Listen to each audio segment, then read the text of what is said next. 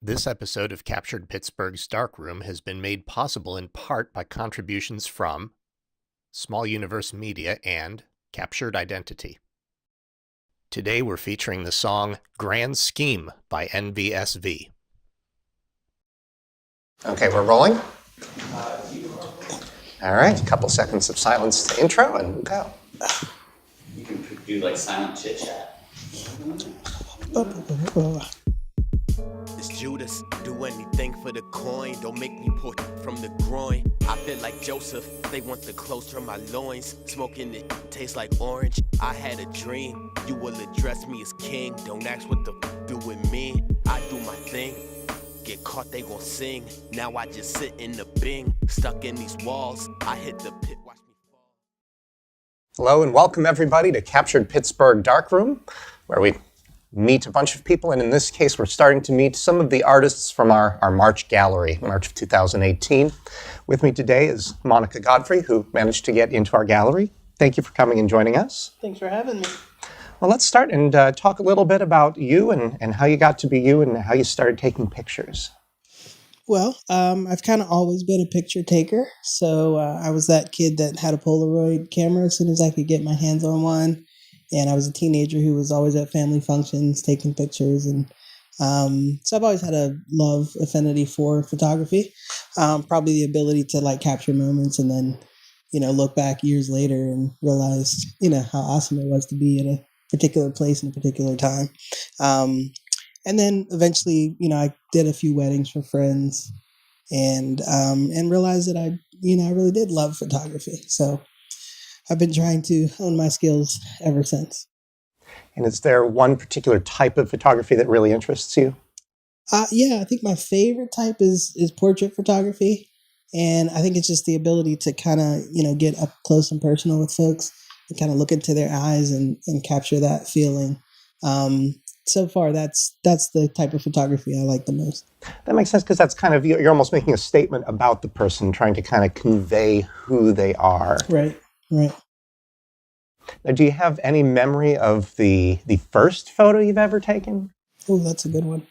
Probably not the first, no, but the earliest photos I took were always of family and friends who didn't know that I was taking their picture because I was almost too shy to say, "Hey, I want to take your picture." So I was kind of always in the background snapping pictures, which is probably how I got good at my documentary street photography.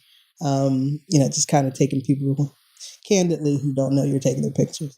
Do you kind of prefer that more candid or the more formal stuff? It's a good question. I love them both.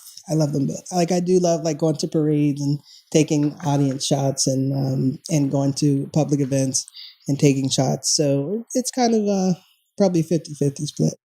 Okay. Yeah.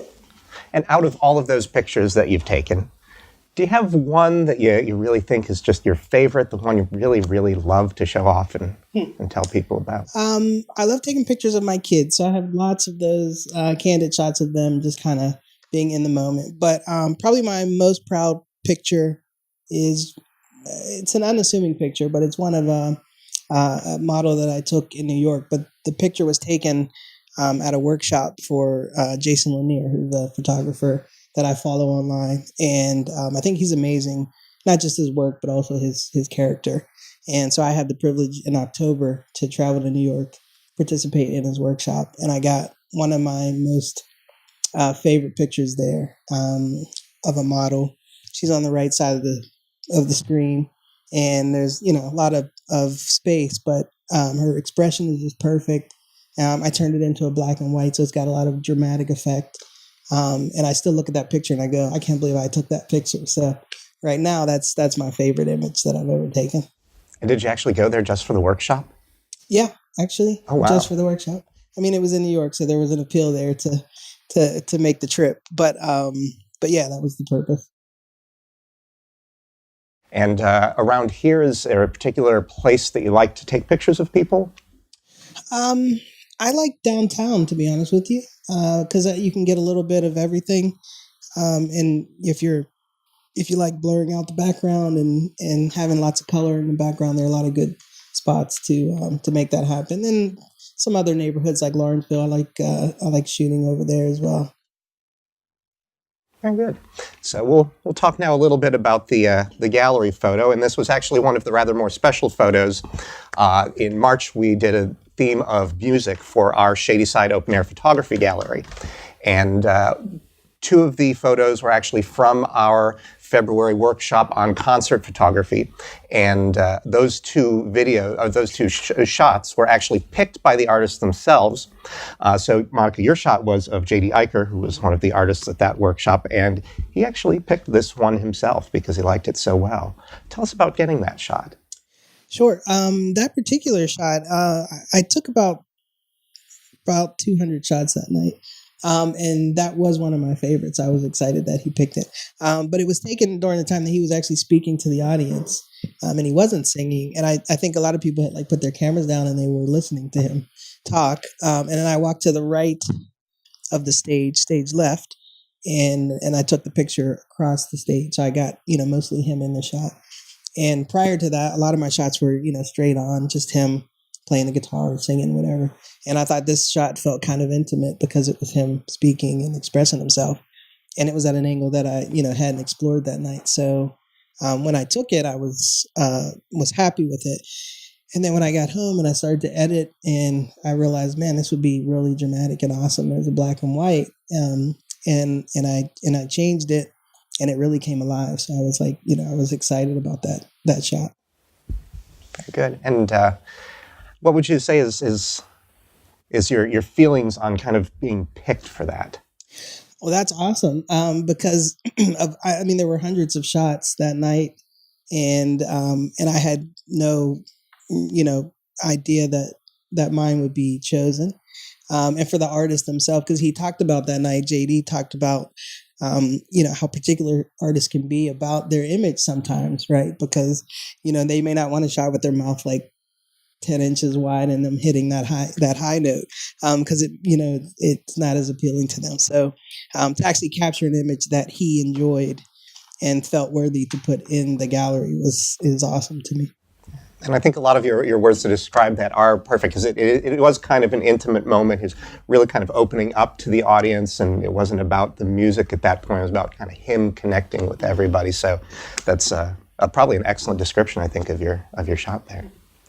And have you been awarded anything else before? Have you ever been in a gallery or? No awards. I need to enter some contests so I can, maybe my work is good enough at this point. But honestly, I have been in a gallery before, but it was student work. I took some photography in high school, mm-hmm. and as part of the Manchester Craftsmen's Guild program that they had for high school students. And so twice a year, we would have a student gallery. So that was exciting because we would actually not only take the work and develop the images in the darkroom, but we would also learn how to mount the work. And then we would invite our friends and family and whoever else thought it was good to check out student work, and they would come for our event. So that was exciting. Yeah, so it's nice to kind of have that feeling again of having your work on display and having people appreciate it. How did you enjoy the Craftsmen's Guild? That's one of those resources we have in the city that's just so wonderful for so many artists in so many different ways and many different mediums, actually. Yeah, that was spectacular, and that was where I kind of honed my skills, because I was able to learn the basics, lighting and composition of photography. But we were able to have mentors, so I imagine they were probably college students at the time, but they were artists. We had some artists come in throughout the years to work with us as students for a week at a time. And they would just mentor us that entire week, and then we would shoot with them, and they would tell us more about their work. So it was amazing. Actually, it was a pivotal moment in me deciding to incorporate photography in my life. So that's very good. And do you use photography much at work? Yes and no. My 9 to 5 doesn't involve photography at all. But I do have other ventures that I've started. A company I started to encourage women to ride bikes, and part of that is being the webmaster and taking care of all the social media parts of that project. So I get to use my photography a lot in that. So it's exciting. And what organization is that? Do you mind sharing? It's called Black Girls Do Bike. Okay. And we're nationwide now. We have over 75 chapters of people writing, ladies writing around the country. But between, Facebook and Instagram and Twitter, I'm constantly posting content. And so being able to be your own photographer helps with that kind of stuff. I can imagine you have a ready source of photos. Yeah. Okay, very good. So maybe not your vocation, but certainly you're one of your important avocations, I guess. Absolutely. Excellent. So where, if we wanted to find more of your work on the internet, where can we find it? Well, my website, which is monicagodfrey.com. That's where I, solicit for new work, and I have my most recent photographs that I want to present to the world. And I'm also on Instagram as Monica Godfrey Photography. So. Okay, very good. Is there anything else you wanted to add about your photography interests or something interesting you've done lately? My most recent venture is I've started to get into drone work, which is you don't immediately associate with photography, but really that's what drew me to it. And, in terms of commercial property and real estate, that kind of stuff. But it's kind of fun when you get the drone up there, how things look different from 400 feet above the Earth's surface. And that's been exciting, and that's opened up new doors for me in terms of photography. Oh, I can imagine. Yeah. Literally a completely different perspective. Exactly. Very good. Well, thanks for talking with us. If you haven't gone down to the Shadyside Open Air Gallery, it might actually be too late by the time this airs, since Monica was part of the March Gallery, but you can still check out her picture online on our website and on the gallery Facebook page. And if you'd like to see more of us from Captured Pittsburgh Darkroom, make sure that you subscribe with whatever social media you're watching this on. There's a little bell icon somewhere on your YouTube page if you want to get notifications for future posts. Go ahead and share it with your friends. We want as many people to see this as possible. And if there's something that you'd like to see us do that we haven't done, haven't talked about, go ahead and throw it right in the comments section. We're not going to disable those, and one of us will get back to you if it seems important. It just won't be me because I don't have the password yet. So thanks for watching, and we'll see you on the next episode. We hope you enjoyed this episode of Captured Pittsburgh Darkroom and would like to take a moment to discuss May's Open Air Photography Gallery. May is National Mental Health Awareness Month. Captured Pittsburgh and Dr. Adam Tripp of Better Stories have partnered to help bring awareness to how important it is for everyone to take a break for mental health. Mental Health Awareness Month has been observed in May in the United States since 1949. This May, we are using our open air photography gallery to highlight your favorite mental health escapes. These photographs can be from your favorite vacation destination, your favorite hangout spot, or your favorite pastime. We all need to make sure that we set a time aside for mental health and also reach out and help others that are in need. To participate in this month's gallery, you must tag your photographs with both hashtag CapturedPGH and hashtag Mental Health Awareness on Instagram, or upload them directly to our Captured Pittsburgh Open Air Photography Gallery page on Facebook. Normally, our submission deadline is the 18th of the month. This month, we are going to pay tribute to the stress of tax preparation by not making our deadline the same as the IRS deadline. We are giving you until the April 20th to submit your pictures. Good luck with your submission.